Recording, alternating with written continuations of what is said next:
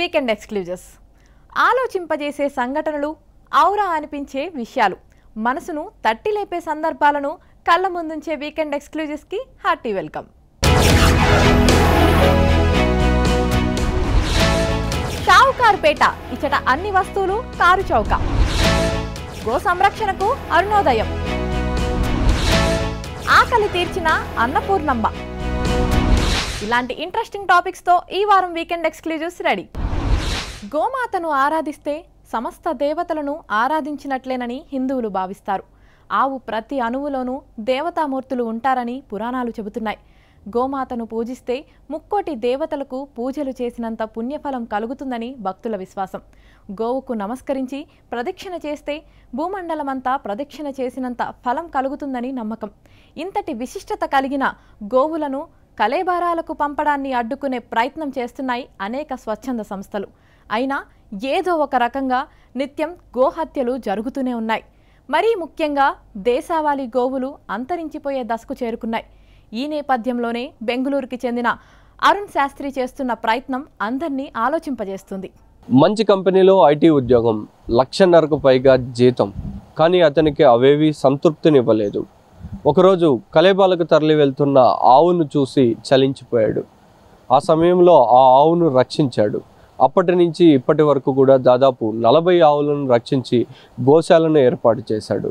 ఇక్కడే వేదపారాయణం చేస్తూ గోసేవలో నిత్యం నిమగ్నమయ్యాడు. అసలు ఈ గోశాల ఎక్కడుంది, అతని స్టోరీ ఏంటో చూద్దాం.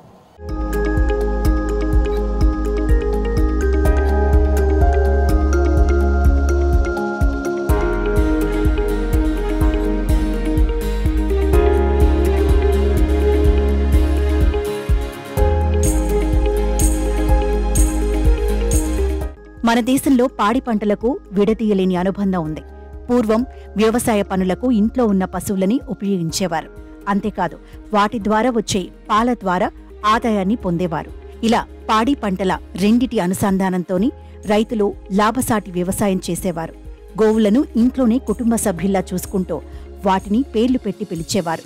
రైతులతో పాటు సమానంగా పొలాల్లో పశువులు కష్టపడేవి. పొలం దున్నడం నుంచి వచ్చిన పంటను తీసుకెళ్లే వరకు పశువులు రైతులకు ఎంతో సహాయంగా ఉండేవి. ఆరోగ్యకర పాలను ఇవ్వటం వలన వాటిని ఇంటి అవసరాలకు పోను అమ్మగా ఆదాయమూ వచ్చేది. ఇలా వ్యవసాయం చేసే ప్రతి కుటుంబాల్లోనూ గోవులు కూడా భాగమైపోయేవి. పండుగల సమయాల్లో గోవులను ప్రత్యేకంగా అలంకరించి పూజలు చేసే సంప్రదాయం కూడా ఉంటుంది. పూర్వం దేశవాళీ గోవులే ఉండేవి. ప్రాంతాల వారీగా వాతావరణ పరిస్థితులకు అనుగుణంగా ఒక్కో ప్రాంతంలో ఒక్కో రకమైన దేశవాళీ ఆవులు ఉండేవి.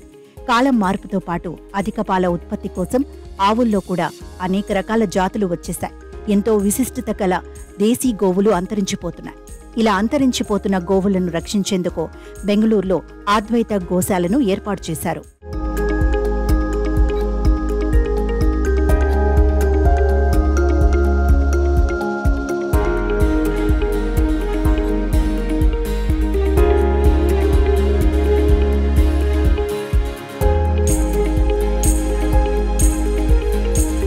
అంతరించిపోయే దేశవాళీ గోవులను రక్షించేందుకు కర్ణాటక రాష్ట్రం కేజీఎఫ్ దగ్గరున్న బంగారుపేటలో అద్వైత గోశాలను అరుణ్ శాస్త్రి అనే వ్యక్తి ఏర్పాటు చేశారు. ఓ ప్రముఖ కంపెనీలో 5 అంకెల జీతంతో హైఫై లైఫ్ ఉండేది. అయితే ఓసారి కంచిమఠం వెళ్లిన అరుణ్ శాస్త్రి రాత్రి అక్కడే ఉండిపోవాల్సి వచ్చింది. అక్కడ ఎదురైన కొన్ని సంఘటనలు చూసి గోవులను రక్షించే బాధ్యతను తీసుకున్నారు. ఆ తర్వాత తన కళ్లెదుటే గోవులను కళేబరాలుగా పంపడాన్ని చూసి చలించిపోయిన అరుణ్ శాస్త్రి వాటిని రక్షించారు. అలా 40 గోవులను రక్షించి అద్వైత పేరుతో గోశాలను ఏర్పాటు చేశారు. తన ఉద్యోగాన్ని సైతం వదిలేసి గోసేవలోనే తరిస్తున్నారు. ఇక అద్వైత గోశాలలో గోసేవతో పాటు లోక కళ్యాణార్థం వేద పారాయణతో పాటు హోమాలను నిర్వహిస్తున్నారు. 36 వారాల పాటు వేద పారాయణం నిర్వహించిన తర్వాత 6 రోజుల పాటు కృష్ణ యజుర్వేద తైత్రీయ సంహిత యాగం నిర్వహిస్తున్నారు. 36 వారాల నుండి ఇక్కడ శ్రీ కృష్ణ యజుర్వేద తైత్రీయ వేద పారాయణం జరుగుతుంది. దీని ఒక సాంగత యజ్ఞంగా ఇప్పుడు మనం ఇక్కడ సంహితా యాగం, కృష్ణ యజుర్వేద తైత్రీయ సంహితా యాగం చేస్తున్నాం. ఈ యొక్క యజ్ఞం ఫలితం ఏమంటే సర్వయజ్ఞ క్రతుఫలావాప్త్యర్థం అంటారు. అంటే ఏ యజ్ఞం చేస్తే, అంటే వేదంలో చెప్పింది యయ్యం క్రతుమధీతే తేన తేన అస్య ఇష్టం భవతి అని. ఏ యజ్ఞాలు చేస్తే ఏం ఫలం లభిస్తుందో ఆ వేద పారాయణం చేసే దానివల్లనే ఆ ఒక ఫలం లభిస్తుంది. అలాంటి వేద పారాయణంలోనే అంత శక్తి ఉంటే ఆ యజ్ఞం చేసే దానివల్ల ఇంకా ఎక్కువ ఫలితాన్ని మనం అందరూ అనుభవించవచ్చు అనే ఒక మహదుద్దేశం వల్ల ఈ ఒక యజ్ఞాన్ని నిర్వర్తిస్తున్నాం. బంగారుపేటలో ఉన్న గోశాలను చూసేందుకు చాలా మంది భక్తులు వచ్చి గోసేవ చేసుకుంటున్నారు. ఐటీ ఉద్యోగులు సైతం ఇక్కడికి వచ్చి గోసేవలో తరిస్తున్నారు. నేను బెంగళూరులో ఒక ఐటీ కంపెనీలో పనిచేస్తాను. ఇక్కడ ప్రతి నెల 2 సార్లు మేము ఇక్కడికి వచ్చి గోసేవ చేసుకుంటాం. గోవు లేనిదే మనకు మానవ మనుగడ అనేది లేదు. గోవే మనకు అన్నిటికీ ప్రధానం. సర్వదేవతలు ఒక గోమాతలో కొలువి ఉంటారు అని మన పెద్దవాళ్ళు అంటుంటారు. దానివల్ల గోవు విశిష్టత, గోవు ప్రాముఖ్యత, గోవు గురించి చెప్పాల్సిన బాధ్యత ప్రతి ఒక్క జీవికి ఉంది. మీరందరూ కూడా వీలైనప్పుడు నెలలో ఒకసారైనా మీరు మీ పిల్లలతో సహా ఒక గోశాలకు ఎక్కడికైనా వెళ్ళి, మీకు దగ్గరలో ఉన్న గోశాలకు వెళ్ళి, లేదు మా అద్వైత గోశాలకు వచ్చి ఇక్కడ ఉన్న వాటిని మీరు ఎక్స్పీరియన్స్ అయ్యి మీరు జీవితాన్ని సార్థకం చేసుకోవాల్సిందిగా కోరుతున్నాను. నిస్వార్థంగా గోసేవలో పాల్గొనేవారు తమకు సహకారం అందిస్తే మరిన్ని గోవులకు రక్షణ కల్పించే అవకాశం ఉంటుందని అరుణ్ తెలిపారు. అద్వైత గోశాల వద్దే వేద పాఠశాలను ఏర్పాటు చేసే ఆలోచన కూడా ఉన్నట్లు చెప్పారు. దేశవాళీ ఆవుల ద్వారా ప్రకృతి వ్యవసాయం చేస్తూ దాని ఉపయోగం తెలిపే ప్రయత్నం చేస్తున్నారు. గోవులతో పాటు వేద పరిరక్షణే తన జీవిత లక్ష్యమని అరుణ్ తెలిపారు. ప్రతి ఒక్కరూ గోవులను రక్షించాలని, గోసేవలో పాల్గొనటం వలన పుణ్యఫలంతో పాటు మానసిక ప్రశాంతత లభిస్తుందని చెబుతున్నారు. కలేబాలకు తరలి వెళ్లే గోవులను రక్షించడమే ముఖ్య ఉద్దేశంగా ఏర్పాటైన ఈ గోశాలలో గోసేవతో పాటు అనేక కార్యక్రమాలను నిర్వహిస్తున్నారు. బెంగళూరుకు దగ్గరగా ఉన్న ఈ ప్రాంతంలో ఎవరన్నా వీకెండ్ గోసేవ చేసుకోవాలన్న కోరిక ఉన్న వాళ్ళు ఇక్కడికి వచ్చి గోసేవ చేసుకునే అవకాశాన్ని కల్పిస్తున్నారు. ఓవైపు గోవులను రక్షించడంతో పాటు వేదాలను నిత్యం పారాయణం చేస్తూ లోక కళ్యాణం కోసం అనేక కార్యక్రమాలు నిర్వహిస్తున్నారు. కెమెరా పర్సన్ సునీల్తో కలిసి రుత్విక్, కేబిన్ ఆంధ్రజ్యోతి.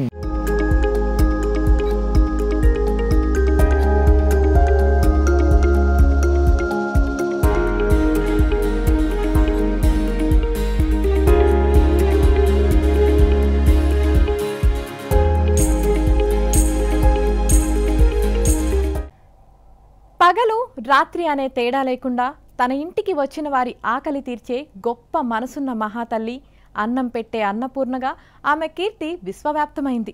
నేటి తరానికి ఆమె చేసిన సేవ గురించి తెలియకపోవచ్చు, కానీ గోదావరి జిల్లాల ప్రజలకు ఆమె ఎంతో సుపరిచితురాలు. ఆమె డొక్కా సీతమ్మ. ఎన్నికల సమయంలోనూ పవన్ కళ్యాణ్ డొక్కా సీతమ్మకు గౌరవం ఇస్తామని హామీనిచ్చారు. తాజాగా ఆమె పేరును ఏపీ ప్రభుత్వం మధ్యాహ్న భోజన పథకానికి పెట్టింది. దీంతో ఇప్పుడు ఆమె గురించి ఏపీలో చర్చ జరుగుతుంది. ఆంధ్రప్రదేశ్ అన్నపూర్ణ అంటే వెంటనే టక్కును గుర్తొచ్చేది తూర్పుగోదావరి జిల్లా లంకాల గన్నవరం దగ్గర ఉన్న డొక్కా సీతమ్మ గారు. ఈ డొక్కా సీతమ్మ గారి పేరు ఈ తరానికి తెలియదేమో కానీ పాత తరానికి బాగా తెలుసు. ఎవరైనా సరే ఆకలితో వస్తే అన్నం పెట్టే దేవతగా ఆవిడ చాలా ఈ గోదావరి జిల్లాలో ప్రాముఖ్యత చెందిన ఆవిడ. అలాంటి ఆవిడ పేరు నేడు కూటమి ప్రభుత్వం వచ్చిన తర్వాత సంక్షేమ పథకాలకి ఆవిడ పేరు పెట్టడం చాలా గర్వంగా ఉందని చెప్పి గ్రామస్తులు చెప్తున్నారు.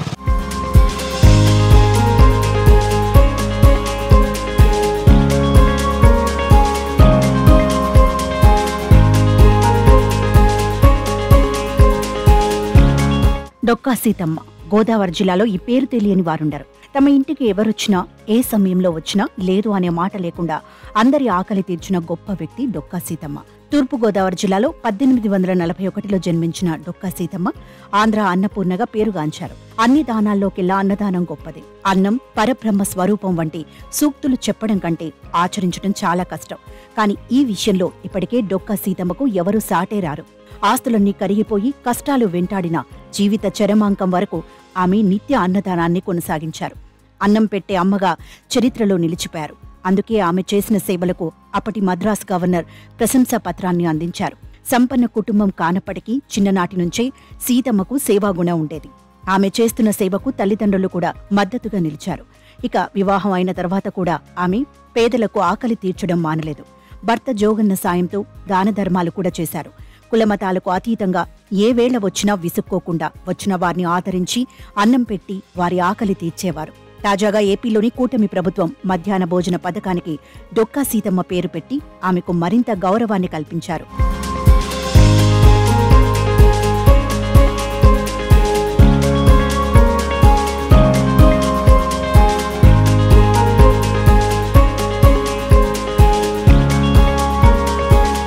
ఉమ్మడి తూర్పుగోదావరి జిల్లా మండపేటకు చెందిన అనప్పిండి భవానీ శంకరం నరసమ్మ దంపతులకు 1841 అక్టోబర్లో సీతమ్మ జన్మించారు. పి గన్నవరం మండలం లంకాల గన్నవరానికి చెందిన డొక్క జోగన్న ఓసారి మండపేట వచ్చిన సమయంలో సీతమ్మ ఆయనకు ఆతిథ్యమిచ్చారు. దానికి మెచ్చిన ఆయన 1850లో ఆమెను పెళ్లి చేసుకున్నారు. ఎంతమంది ఇంటికి వచ్చినా ఆమె లేదనకుండా అన్నం పెట్టేవారు. డొక్క సీతమ్మ అన్నదానం గురించి అనేక కథలు ప్రాచుర్యంలో ఉన్నాయి. అప్పట్లో పీఠాపురం మహారాజు సైతం మారువేషంలో వచ్చి సీతమ్మ ఆతిథ్యాన్ని స్వీకరించారని చెబుతారు. సీతమ్మ అన్నదానం గురించి తెలుసుకున్న బ్రిటిష్ చక్రవర్తి 7వ ఎడ్వర్డ్ ఆమె దాతృత్వాన్ని ప్రశంసిస్తూ యోగ్యతా పత్రాన్ని పంపించారు. అంతేకాకుండా డొక్కా సీతమ్మ సేవలను గుర్తించిన అప్పటి రాజులు, బ్రిటిష్ చక్రవర్తులు ఆమెను సన్మానించాలని ఆహ్వానిస్తే సున్నితంగా తిరస్కరించేవారు. కింగ్ ఎడ్వర్డ్ 7 పట్టాభిషేక వేడుకకు భారతదేశంలోని అతిథులతో పాటు డొక్కా సీతమ్మను రాణి ఆహ్వానించారు. ఆమె సున్నితంగా తిరస్కరించడంతో సీతమ్మ చిత్రపటాన్ని తెప్పించుకొని పట్టాభిషేక వేడుక చేసుకున్నారని చెబుతారు. అంతేకాకుండా ఆ రోజుల్లో ప్రతి సంవత్సరం లండన్లో జరిగే చక్రవర్తి పట్టాభిషేక ఉత్సవాల్లో దర్బారు హాల్లో సీతమ్మ గారి ఫోటో పెట్టేందుకు ఆదేశించారు. అలా ఆ ఫోటో కోసం ఒక్కసారి కెమెరా ముందు కుర్చీలో కూర్చొని ఫోటో దిగారు సీతమ్మ. అంతర్వీధి ప్రయాణం ఇది వెళ్దామని చెప్పేసి మేనాలో అప్పుడు ట్రాన్స్పోర్టేషన్ లేదు కదా, మేనాలో బోయిలు తీసుకెళ్తుంటే ఒక పెళ్లి బృందం ఎదురయ్యి అందులో చంటి పిల్లలు వాళ్ళు ఏడుస్తుంటే ఇక్కడ జస్ట్ ఇంచుమించుగా నాగుల్లంక ఏరియా మా ఊరికి ఒక 5-6 కిలోమీటర్ల దూరంలో కంగారు పడకమ్మ మన డొక్కా సీతమ్మ గారి ఇల్లు దగ్గరికి వచ్చేస్తుంది, అక్కడికి వెళ్తున్నాం, అక్కడ మనం భోజనాలు తిందాం, ఏడవకండి అని చెప్పండి. ఆ మాటలు ఆవిడ చెవిని పడి ఆవిడ మళ్ళీ బ్యాక్ అయిపోయి వచ్చేసిందండి. ఆ రోజుల్లో అయ్యో మన గురించి మనం లేకపోతే వాళ్ళు ఏమవుతారని చెప్పేసి అదొకటండి. తర్వాత అక్యుడేట్ ధవళేశ్వరం అక్యుడేట్ కట్టినప్పుడు 2nd ఎడ్వర్డ్ అతను అక్కడ పని వాళ్ళు అందరూ చెప్పుకుంటున్నారట, ఎవరు ఈ డొక్కా సీతమ్మ గారు, ఎవరు హూయి డొక్కా సీతమ్మ అని చెప్పేసి అక్కడ మిగిలిన సబార్డినేట్స్ని అడిగితే పలానా సోన్స్ అని చెప్పారండి. చెప్తే ఆయన వచ్చి స్వయంగా ఇక్కడ భోజనం చేశారు. ఆయన వచ్చినప్పుడు మంచి వర్షాలు ఏమిటండి, కూరలు ఏమి లేకపోతే గరికి వెళ్ళి పచ్చడి చేసిందండి. అది ఏం పచ్చడో తెలియక మహారుచిగా ఉందని చెప్పి తినడం అదొక ఇదికని చెప్తారండి మా వాళ్ళు. లంకల గన్నవరంలో ఉన్న ఆమె ఇంట్లో ఇప్పటికీ ఆమె జ్ఞాపకాలు పదిలంగా ఉన్నాయి. ఆమె వాడిన కుర్చీ, భోషాణం, సన్నికల్లు, రుబ్బురోలు, పెరట్లో గిలకబావి ఇప్పటికీ కనిపిస్తాయి. సీతమ్మ నివాసం వాస్తవ రూపం చెడిపోకుండా ఆమె వంశీకులు 2013లో బాగు చేయించారు. 1903 జనవరి 1న అప్పటి మద్రాసు ప్రభుత్వం ఆమెకు ప్రశంసా పత్రాన్ని ఇచ్చింది. భారతదేశ 7వ బ్రిటిష్ చక్రవర్తి ఎడ్వర్డ్ పేరు మీద మద్రాసు ప్రభుత్వ చీఫ్ సెక్రటరీ జి స్టోక్స్ ఈ ప్రశంసా పత్రాన్ని అందించారు.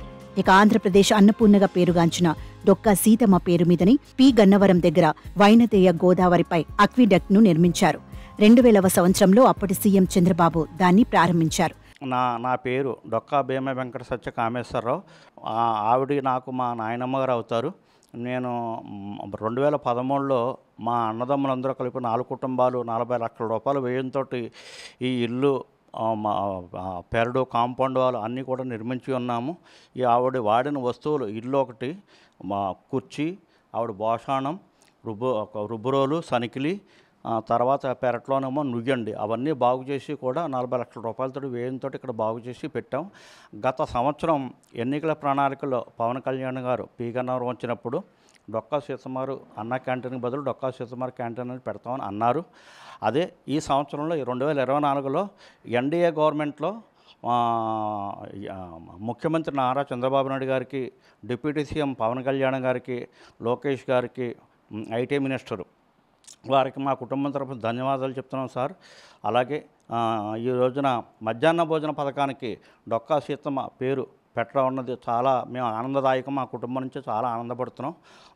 వారికి పవన్ కళ్యాణ్ గారికి నా హృదయపూర్వక నమస్కారాలు మా కుటుంబం నుంచి చెప్తున్నాను సార్. పంచవ్యాప్తంగా ఆవిడకి ఎప్పుడో పేరుంది. ఈ మధ్యన ఈ ఇల్లు కట్టడంతో సందర్శకులంతా కూడా పర్యాటక కేంద్రం కింద వస్తున్నారు. వచ్చిన వాళ్ళ కాళ్ళక వాళ్ళకి ఏమో కావాలో వాళ్ళ సదుపాయాలన్నీ చూస్తున్నాం. అలాగే ఇది ఒక పర్యాటక కేంద్రం కింద అందరూ మేము భావిస్తున్నామండి. ఇల్లు చూస్తుంటూ వెళ్తున్నారు. దాని మెయింటెనెన్స్ కూడా మా కుటుంబం మేమే చేస్తున్నాం. అదండి. అంతేకాక ఆమె చరిత్ర పాఠ్య పుస్తకాల్లోనూ చేరింది. ఇక ఏపీలో అధికారంలోకి వచ్చిన కూటమి ప్రభుత్వం మధ్యాహ్న భోజన పథకానికి డొక్కా సీతమ్మ పేరు పెట్టారు. దీంతో ఇప్పుడు ఆ గ్రామ ప్రజలు సంతోషం వ్యక్తం చేస్తున్నారు. పవన్ కళ్యాణ్ గారు వచ్చిన తర్వాత డొక్కా సీతమ్మ గారి యొక్క పేరును బయటికి తీసుకొచ్చినందుకండి ఈ ఊరు చాలా గర్వపడుతోందండి. ఈ ఊళ్ళో చాలామంది ఆ పవన్ కళ్యాణ్ బాబు గారి అందరం కూడా మేము ఆయన అంటే చాలా ఇష్టం అండి. మేము ఆ పేరు ఆయన ద్వారా ఆయన నోటి ద్వారా వచ్చినందుకు ఈ రోజున మేము ఆనందంతో స్వీట్లు పంచిపెట్టుకుని చాలా ఆనందంగా సంతోషించామండి. ఈ రోజుని డొక్కా సీతమ్మ గారి గురించి చెప్పితే తరిగేది కాదండి బాబు. చాలా మంచి మంచి పనులు చేశారు. వాళ్ళ పంచన మేము ఉన్నందుకనే మేము ఈ స్థితిలో ఉన్నాం ఈ రోజున. పేదలు ఆకలితో ఉండకూడదనే ఉద్దేశంతో అప్పట్లో టీడీపీ హయాంలో అన్నా క్యాంటీన్లను ఏర్పాటు చేశారు. అయితే వైసీపీ హయాంలో కక్షపూరితంగా వాటిని రద్దు చేశారు. అయితే తమ ప్రభుత్వం రాగానే డొక్కా సీతమ్మ ఆశయాలు అందరికీ తెలిసేలా చేస్తామని ఎన్నికల సమయంలో పవన్ కళ్యాణ్ మాట ఇచ్చారు. దీంతో అధికారంలోకి వచ్చిన కొన్ని రోజులకే డిప్యూటీ సీఎం పవన్ కళ్యాణ్ ఆలోచనతో మంత్రి నారా లోకేష్ మధ్యాహ్న భోజన పథకానికి డొక్కా సీతమ్మ పేరు పెట్టారు. దీంతో డొక్కా సీతమ్మ కుటుంబ సభ్యులు ప్రభుత్వానికి ధన్యవాదాలు చెబుతున్నారు. అంతేకాక డొక్కా సీతమ్మ ఇల్లును పర్యాటక కేంద్రంగా ఏర్పాటు చేయాలని వారు కోరుతున్నారు. చూశారు కదా డొక్కా సీతమ్మ గారి చరిత్ర. ఆవిడ గురించి ఎంత చెప్పినా తక్కువే. నిజంగా ఈ గ్రామంలో వాళ్ళ వంశస్థులు కూడా నేటికి ఎవరైనా ఈ ఇల్లుని చూడడానికి వస్తే భోజనం చేశారా లేదా అని చెప్పి భోజనం పెట్టి మరీ పలకరిస్తూ ఉంటారు. మరో ఎపిసోడ్తో మళ్ళీ మీ ముందుకు వస్తాను. కెమెరామన్ మహితో ఆలీ, డొక్కా సీతమ్మ గారింటి నుంచి.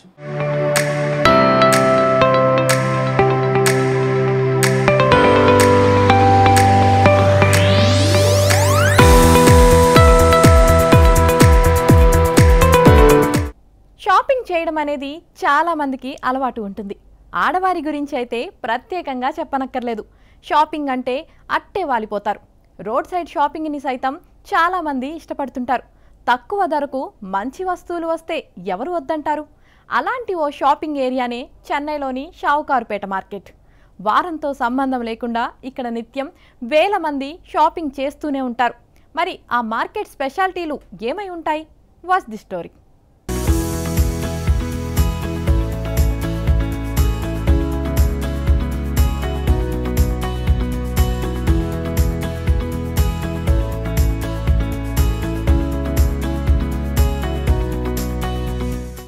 వీకెండ్ వస్తే చాలు చాలామంది యువత షాపింగ్ అంటూ బయటకు వెళ్తారు.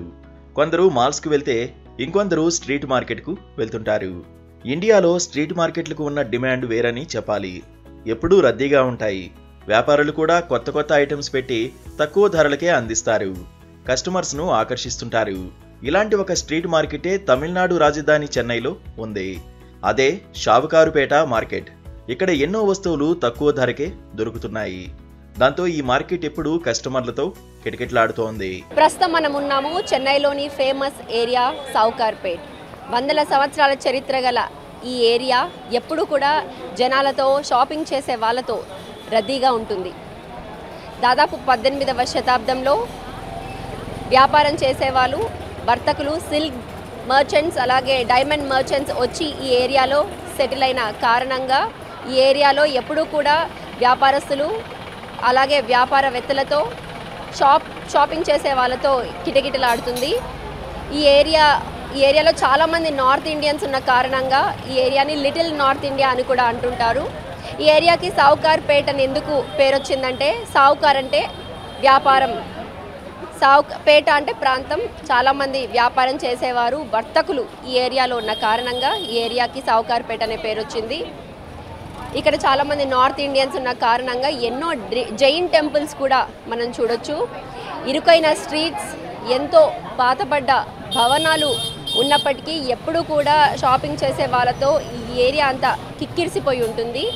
ఈ ఏరియాలో దొరకని వస్తువు అంటూ ఉండదు. క్లిప్పుల నుండి చెప్పుల వరకు, గాగ్రాస్, లెహెంగాస్, వెడ్డింగ్కి అవసరమైనటువంటి 1 గ్రామ్ జ్యువెలరీ అన్నీ కూడా ఇక్కడ లభిస్తాయి. ఇక నార్త్ ఇండియన్స్ ఎక్కువగా ఉన్న కారణంగా ఇక్కడ special chaat items, Rajasthani delicacies అన్నీ కూడా ఇక్కడ ఈ స్ట్రీట్లో మనకి అందుబాటులో ఉంటాయి. చెన్నైలో 18వ శతాబ్దం నుంచి షావుకారుపేట మార్కెట్ ఉంది. బంగారం, డైమండ్ వ్యాపారులు అప్పటి నుంచే ఇక్కడ మార్కెటింగ్ మొదలుపెట్టారు. దాంతో ఇప్పుడు ఇక్కడ నార్త్ ఇండియన్స్ ఎక్కువగా కనిపిస్తారు. తెలుగువారు, తమిళ్, హిందీ ఇలా అన్ని భాషలు తెలిసిన వారు వ్యాపారాలు చేస్తున్నారు. బ్యాంగిల్స్ నుంచి పెళ్లిళ్లకు అవసరమయ్యే 1 గ్రామ్ గోల్డ్, దుస్తులతో పాటు చాలా రకాల వస్తువులు దొరుకుతున్నాయి.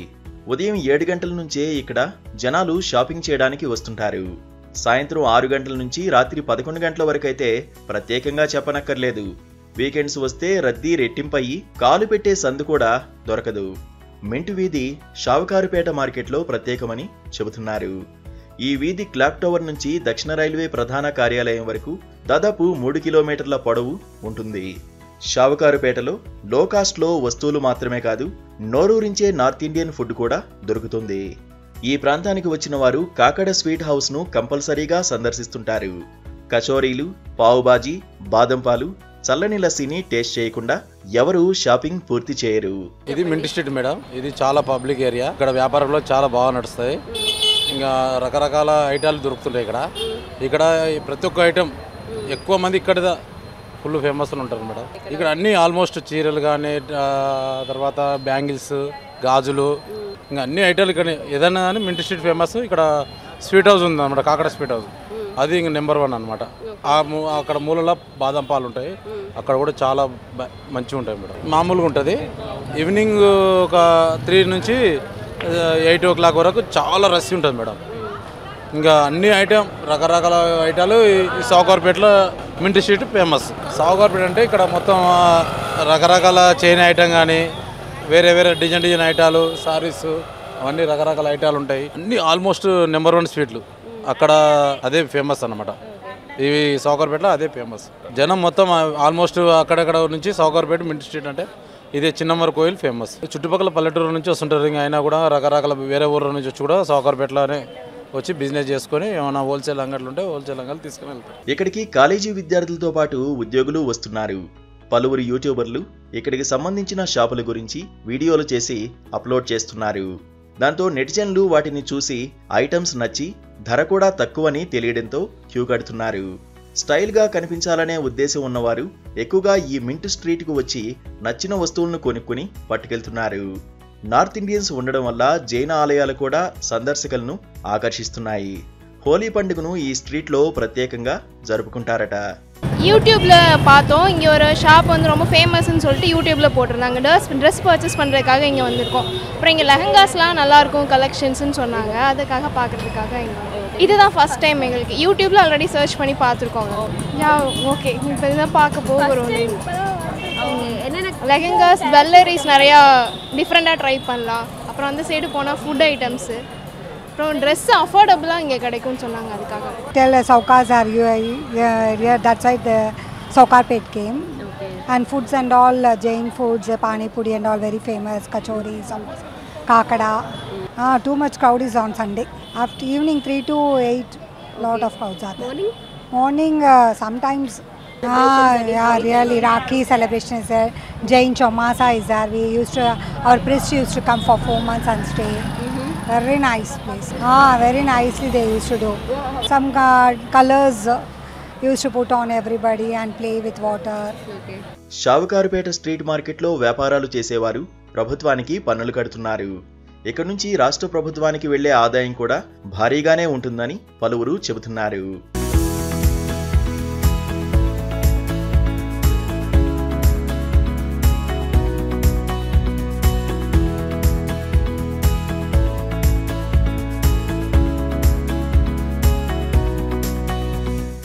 చూశారు కదా, ఇది ఈ వారం వీకెండ్ ఎక్స్క్లూజివ్స్. వచ్చే వారం మరిన్ని ఇంట్రెస్టింగ్ టాపిక్స్తో కలుద్దాం. Till then keep watching ABN Andhra Jyothi.